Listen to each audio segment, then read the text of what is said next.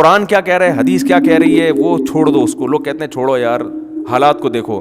جب حالات کا جواب دیا جاتا ہے کہ بھائی یہ انفرادی ضرر ہے, اگر اس اجتماعی ضرر سے بچنے کے لیے انفرادی ضرر بولو بھائی برداشت کیے جاتے. ایک چھوٹی سی بات سنا کے بس آگے چلتا ہوں. ایک نفسیاتی ڈاکٹر کا میں نے کلپ سنا, وہ ورک شاپ بھی کرواتے ہیں, بڑے میچور ڈاکٹر ہیں اور کافی فیمس ہیں یوٹیوب پہ.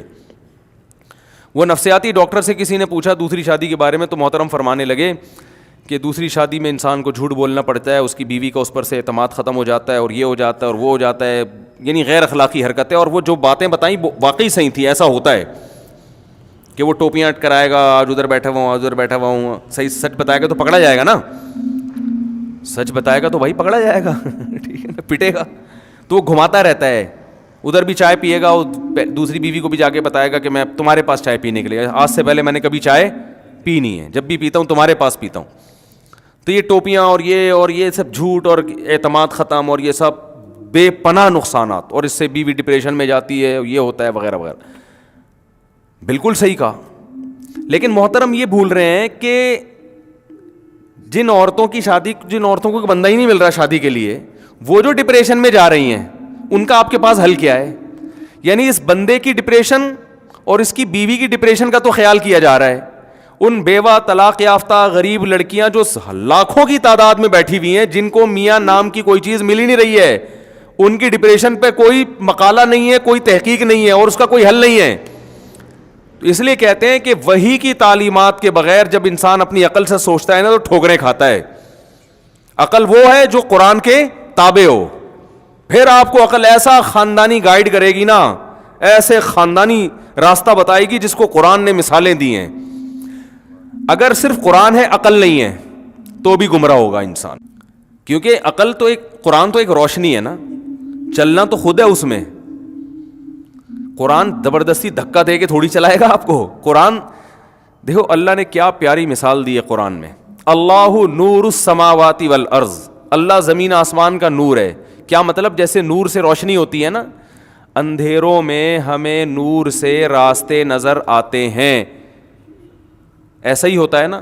ارے آپ ایک جنگل میں کھڑے ہوئے ہیں, گھپ اندھیرا ہے, منزل ملے گی آپ کو؟ پتہ چلے گا کہاں کھائی ہے, کہاں پانی ہے, کہاں پل ہے, کہاں شیر ہے, کہاں چیتا ہے, کہاں راستہ ہے, کچھ بھی سمجھ نہیں آئے گا. تو ایسے میں آپ کو کیا چاہیے ہوتا ہے؟ نور, روشنی. روشنی آپ کو چلا نہیں دیتی, روشنی دکھا دیتی ہے. روشنی کیا کرتی ہے؟ دکھا دیتی ہے. بھائی یہ کھائیے, یہ شیر بیٹھا ہوا ہے وہاں جناب بھیڑی ہیں, وہ آوازیں آئیں گی نا آپ کو, آپ عقل استعمال کرو گے, یار وہ کی جو آوازیں آ رہی ہیں اس کا مطلب اس سمت میں کیا ہے؟ بھیڑیے بیٹھے ہوئے. تو عقل استعمال کرتا ہے انسان, اس روشنی کی موجودگی میں اس سے فائدہ اٹھا کے جب عقل استعمال کرے گا تو صحیح سمت میں چلنا شروع. اگر روشنی نہیں ہے, سالی کھوپڑی ہے صرف آپ کے پاس, عقل کھوپڑی کو بھی کہتے ہیں نا, تو کھوپڑی ہے آپ کے پاس, روشنی نہیں ہے, تو خالی کھوپڑی سے راستہ نظر نہیں آئے گا, دھکے کھائے گا وہ. اور اگر روشنی تو ہے مگر کھوپڑی نہیں ہے آپ کے پاس, تھوڑی سی میں ایسے جلدی میں ایسی باتیں کر لیتا ہوں, کھوپڑی کہنا تو عقل ہی چاہیے, اس طرح کی لینگویج استعمال کرنا مناسب نہیں ہے. تو اصل میں جو کچھ الفاظ ہماری زبانوں پہ چڑھ گئے ہیں نا, اب کسی کو لوگ بتاؤ آپ میں عقل نہیں ہے تو اس کی سمجھ میں بات نہیں آتی, آپ اسے بولا آپ کی کھوپڑی ہے ہی نہیں, ٹھیک ہے نا, وہ فوراً سمجھ جاتا ہے. تو یہ الفاظ میری زبان پہ لوگوں سے بات کر کے چڑھ گئے ہیں زبان پہ. تو اب مہذب لیکچر تو اس طرح نہیں ہوتے, وہ تو یہی ہوتے ہیں آپ کے عقل شریف, ٹھیک ہے نا, اور اس طرح کی چیزیں انگلش تھوڑا سا لگا کے وہ چلا دیتے ہیں بات کو. ہم بالکل دیسی زبان استعمال کرتے ہیں. تو روشنی ہے, کھوپڑی نہیں ہے, تو بھی فائدہ نہیں ہے, اس لیے کہ روشنی میں آپ کو سب کچھ نظر آئے گا مگر آپ جج نہیں کر سکتے. جدھر شیروں کی آواز آ رہی ہے آپ اس طرف چلنا شروع ہو گئے, لوگ کہیں گے عقل استعمال کر اللہ کے بندے, ادھر سے دھاڑنے کی آواز آ رہی ہے, مرے گا وہاں پہ. آپ کہہ رہے ہو نہیں, چونکہ روشنی موجود ہے تو اب مجھے عقل استعمال کرنے کی ضرورت نہیں ہے, تو یہ بات درست ہوگی. اور اگر اندھیرے ہیں, خالی عقل سے ہی فیصلہ کر رہا ہے کہ راستہ کدھر ہے, بھائی راستہ تو آنکھ سے نظر آتا ہے اور آنکھ روشنی کے بغیر نہیں دیکھتی, اس کے بعد گیس کرنا پڑتا ہے کہ کون سا راستہ صحیح ہے کون سا غلط ہے. تو قرآن نے ایسی خاندانی مثال دی ہے. قرآن نے روشنی کی اہمیت کو بھی بیان کیا اور عقل کی اہمیت کو بھی. جو ملحد لوگ ہیں, مذہب کو, اسلام کو نہیں مانتے, وہ عقل ہی کو ویلیو دیتے ہیں, روشنی کی ان کی نظر میں کوئی قدر نہیں ہے. اور جو مذہبی لوگ ہیں مگر صحیح مذہب کو فالو نہیں کرتے, وہ صرف روشنی کی بات کرتے, کھوپڑی استعمال نہیں کرتے وہ. تو قرآن نے بار بار کہا ان فی ذلک لآیات لأولی الالباب, اس میں عقل مندوں کے لیے نشانیاں ہیں. بتایا کہ عبرت حاصل ہوگی, صحیح راستہ نظر آئے گا صرف کن لوگوں کو, جو عقل استعمال کرتے ہیں. بغیر عقل کے راستہ نظر نہیں آئے گا. اور روشنی کی ویلیو کو بھی قرآن نے بیان کیا کہ روشنی جو ان کو ملے گی وہ کہاں سے ملے گی, اللہ کی طرف سے. اللہ کیسے روشنی دیتے ہیں؟ قرآن کے ذریعے, پیغمبروں کے ذریعے. گمراہی کے اندھیروں میں آپ کھڑے ہوئے ہو اور قرآن اور سنت کے ذریعے آپ کو اس میں روشنی مل رہی ہے. گمراہی کو اندھیروں سے تعبیر کیا ہے اور اللہ اپنے کلام کو کس سے تعبیر کرتا ہے؟ روشنی سے. تبھی قرآن نے کہا اللہ نور السماوات والارض. یہ مثال بڑی خاندانی ہے, میں کئی بیانات میں دے چکا ہوں, اگرچہ ٹاپک نہیں ہے مگر میں تھوڑا سا جلدی سے اس مثال کو بیان لازمی کروں گا. مثال ہے بڑی زبردست. اللہ نے فرمایا اللہ کی مثال جو ہے نا, اللہ آسمانوں اور زمین کا نور ہے. نور کا مطلب روشنی دینے والا ہے, اس مجازن اس کو اس لحاظ سے نور کہا گیا ہے. کیسے روشنی دیتا ہے؟ مثل نورہ کمشکات فیہا مصباح. اس کے نور کی مثال اس چراغ کی ہے جو طاقچے میں رکھا ہوا ہو. دیکھیں جس زمانے میں یہ مثال نازل ہو رہی ہے نا, اس زمانے میں یہ سرچ لائٹیں, بلب, ٹیوب لائٹیں یہ نہیں تھیں. اس زمانے میں آپ اگر اندھیروں میں ہو تو آپ کو روشنی کے لیے یا تو موم بتی چاہیے, یا چراغ چاہیے, یا جگنو چاہیے, یہی ہوتا ہے نا. تو چراغ اس وقت سب سے بہترین ذریعہ تھا روشنی حاصل کرنے کا. تو اللہ فرماتے ہیں جیسے اندھیروں میں کوئی کھڑا ہوا ہو اور اسے چراغ مل جائے تو کتنا خوش ہوگا وہ. تو اللہ فرماتے ہیں لیکن اللہ کی مثال عام چراغ ہی نہیں ہے, کیونکہ چراغ مٹی کے تیل سے بھی جلائے جاتے ہیں.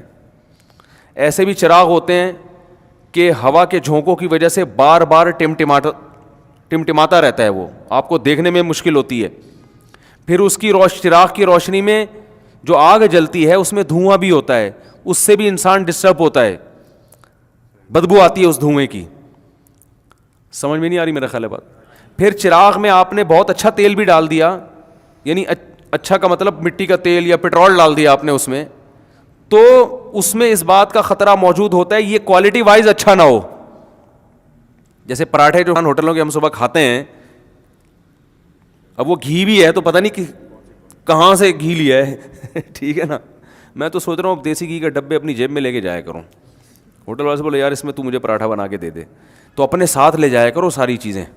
آج کل کوئی بھروسہ نہیں ہے یار, یہ کیا گھی, کون سا قسم کا گھی ہے, کیا کھلا رہے ہیں. خیر, تو اللہ فرماتے ہیں کہ میں جو ہدایت دیتا ہوں نا, تو اس کی مثال جو قرآن ہے اس کی مثال ایسے ہے جیسے آپ ایک اندھیرے جنگل میں کھڑے ہو, کوئی روشنی کا انتظام نہیں ہے, لیکن اس میں ایک ایسا چراغ مل گیا. تو مثل نورہ کمشکات, اللہ فرماتے ہیں میرے نور کی مثال ایک طاقچے کی طرح ہے. کیونکہ جب دیوار میں طاقچے ہوتے ہیں نا, اس میں جو چراغ ہوتا ہے ہوا سے بچتا ہے, وہ چاروں طرف سے ہوا کے جھونکے اسے بجھاتے نہیں ہیں, اس کی روشنی کو کم نہیں کرتے, بار بار ڈم نہیں کرتے. تو ایک محفوظ جگہ پہ ہے. فیہا مصباح, جس میں چراغ رکھا ہوا ہے, المصباح فی زجاجہ, اور وہ چراغ بھی ایک خوبصورت شیشے کے برتن میں ہے. کیونکہ جو آئینہ ہے نا شیشہ, وہ اور روشنی کو ریفلیکٹ کرتا ہے اور پھیلاتا ہے, وہ روشنی کو چمکاتا ہے. اور الزجاجۃ کأنہا کوکب دری, جس شیشے میں وہ چراغ رکھا ہوا ہے ایسا خاندانی شیشہ ہے جیسے چمکتا ہوا موتی. جو ہیرا ہے نا, ہیرا, اس میں کیسی لائٹیں نکلتی ہیں, یعنی دیکھنے میں بڑا خوبصورت اٹریکٹیو ہوتا ہے. ہر چراغ اس قابل نہیں ہوتا کہ انسان کا دل اس کی طرف مائل ہو. اور فرمایا کہ یوقد من شجرۃ مبارکۃ, اسے جلایا جاتا ہے ایک ایسے درخت سے جو برکت والا درخت ہے, اس میں اپنی فائدے ہیں. اس برکت والے درخت کا نام ہے زیتونۃ, زیتون کا درخت ہے. لا شرقیۃ ولا غربیہ, اور زیتون کا بھی ناقص تیل نہیں ہے, زیتون کا وہ درخت جو بالکل سیدھا پروان چڑھا ہو, جس پہ بھرپور طرح سے دھوپ لگی ہو, نہ مشرق کی طرف اور نہ مغرب کی طرف جھکا ہو, کیونکہ پودا جب سیدھا جاتا ہے نا تو دھوپ بھرپور لگتی ہے اس کو, اور اس میں تیل بہت اچھی کوالٹی کا پیدا ہوتا ہے. اور اللہ فرماتے ہیں کہ ایسا حساس تیل ہے, ایسا روشنی کو پکڑتا ہے کہ یکاد زیتها یضیء ولو لم تمسسہ نار, ابھی آگ اس کے قریب نہیں گئی اور آگ کو پکڑ لیتا ہے وہ. تو ایسا جو سینسیٹیو قسم کا تیل ہوتا ہے نا, اس کی روشنی بہت ہوتی ہے. تو اللہ نے مثال دی زیتون کی, کیونکہ زیتون کے تیل میں دھواں نہیں ہوتا, بدبو نہیں ہوتی, آگ ہوتی ہے مگر آگ میں جو بدبو اور یہ سب چیزیں نہیں ہوتی ہیں, اور اس کی روشنی میں چمک بہت خوبصورت ہوتی ہے, یعنی وہ خود ایک اچھا لگ رہا ہوتا ہے, بڑی شفاف روشنی کو پھیلاتا ہے وہ. آگے اللہ نے کیا فرمایا, نور علی نور, اور ایسا چراغ ہے, اتنی تیز روشنی ہے کہ تمہیں ایسا لگے گا روشنی کے اوپر روشنی کی تہ چڑھائی ہوئی ہے کسی نے. کیا خاندانی بلاغت ہے یار, کیا مثال ہے. آگے اللہ نے فرمایا, اللہ نے تو یہ روشنی پیدا کر دی, عقل مند لوگ اس روشنی کے تحت اپنی عقل کو استعمال کر کے چل رہے ہیں. لیکن آگے اللہ نے فرمایا وَمَن لَّمْ يَجْعَلِ اللَّهُ لَهُ نُورًا فَمَا لَهُ مِن نُور. کچھ بدبخت ایسے بھی ہیں کہ ایسی خوبصورت روشنی کے باوجود اللہ نے ان کے لیے روشنی پیدا نہیں کی, ان کی بدعمالیوں کی وجہ سے ان کو اندھا کر دیا ہے کہ وہ ایسے چراغ سے بھی فائدہ نہیں اٹھاتے. کیا خاندانی مثال ہے یار. اور آگے اس سے پہلے فرمایا یہدی اللہ لنورہ من یشاء, جس کو چاہتا ہے اس روشنی کی طرف اللہ ہدایت دے دیتا ہے, اور ظاہر ہے اسی کو چاہتا ہے جو خود بھی چاہتا ہو, جس کے دل میں انابت ہو. تو اللہ فرماتے ہیں کہ جس کے دل میں انابت ہوتی ہے, جس کے دل میں جو چاہتا ہے کہ مجھے روشنی ملے, تو اللہ اس کو ہدایت دے دیتا ہے اس روشنی کی طرف. اس کی مثال ایسے جیسے اندھیرے میں چند آدمی کھڑے ہوئے اور بھٹک رہے ہوں کہ یار قدم رکھنا کہاں ہے, آگے کھائی تو نہیں ہے, آگے گیدڑ تو نہیں بیٹھا ہوا, آگے کوئی شکاری تو نہیں ہے, گولی تو نہیں مار دے گا, بھٹک رہے ہوں, کچھ نظر نہ آ رہا ہو. ان میں ایک ہو جو واقعی چاہتا ہو کہ مجھے روشنی مل جائے اور اس کی حقیقت میں جستجو شروع کر دے. وہ کہے یار راستہ چھوڑو, پہلے روشنی تلاش کرو. ارے یار کیا دوں, کیسے مثال سمجھاؤں, مثالوں پہ مثالیں آتی رہتی ہیں. دیکھو 10 آدمی ہیں جنگل میں, خواہش تو ہر ایک کی ہوگی کہ راستہ ملے, کیا خیال ہے؟ خواہش تو کہ بھائی بھٹکنے کو کون پسند کرتا ہے, لیکن ایک اس خواہش کو پورا کرنے کا پراپر طریقہ استعمال کر رہا ہے, اور ایک ادھر ادھر پاؤں اور ہاتھ مار رہا ہے اپنی عقل استعمال کر کے. تو پراپر طریقہ کیا ہے کہ بھائی اس اندھیرے میں جتنے بھی ہاتھ پاؤں چلاؤ کچھ بھی نظر نہیں آئے گا, گرو گے. یہ عقل کا یہاں موقع ہی نہیں ہے عقل استعمال کرنے کا. یہاں سب سے پہلے ہمیں چراغ چاہیے, روشنی چاہیے. تبھی اندھیرے میں سب سے پہلے کہتے ہیں یار کسی کے پاس لائٹر ہے, کسی کے پاس موبائل میں ٹارچ ہے, یہ ہوتا ہے نا. آپ کہیں جنگل میں اکیلے رہ گئے, 2-4 لوگ آپ کے ساتھ, اور پھنس گئے کہیں, اندھیرا ہو گیا, تو سب سے پہلا سوال ہو بھائی کسی کے پاس لائٹ ہے, ٹارچ ہے, یہ ہوگا یا یہ ہوگا کہ یار تھوڑو کھوپڑی استعمال کرو. اصل عقل ہوتی ہے, عقل سے سب کچھ سمجھ میں آتا ہے. او بھائی عقل ہی خود کہہ رہی ہے کہ یہاں پہلے روشنی کا انتظام ہو, پھر کھوپڑی استعمال کرنا, اس کے بعد مشورہ کریں گے کہاں جانا ہے, پہلے تو روشنی تو کرو.